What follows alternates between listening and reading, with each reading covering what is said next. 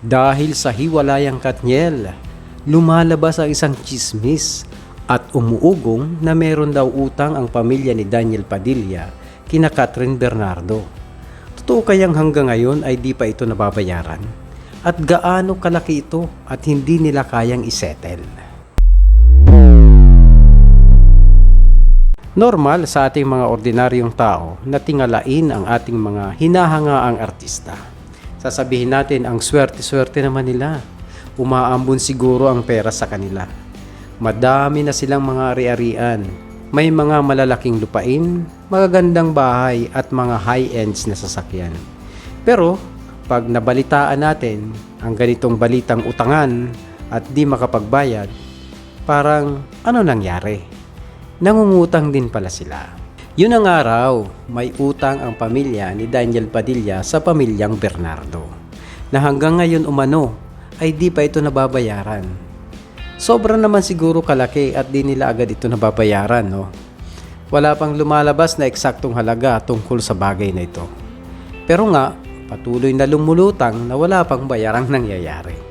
Madami ang nagpapalagay na ang inaasahang pambayad daw ng pamilya ni Daniel Padilla ay mula sa 2 bahay na binebenta nito na hanggang ngayon ay wala namang bumibili.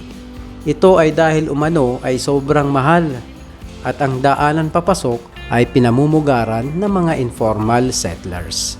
Bagamat maganda ang loob mismo ng subdivision, alam nyo na, ang ibang mga buyers ay sensitive, lalo na sa mga ganong klaseng environment, lalo't higit kung seguridad na ang pag-uusapan.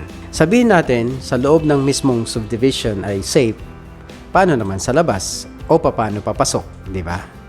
Pero nga, sa isyong ito ay wala namang opisyal na pinalalabas ang magkabilang panig, nagiging usap-usapan lang dahil nauungkat ang ilang mga personal na bagay matapos nga ang breakup ng dalawa. Sa aking palagay, kung may isyong ganito, siguro ay di naman ata hahayaan ng pamilya ni Daniel Padilla, lalo na si Carla Estrada, na masira sila dahil lamang sa utang. Napakapangit naman ang kalalabasan nun sa tingin ng mga fans. Mayaman na nga sila dahil nga sa kita ni Daniel Padilla.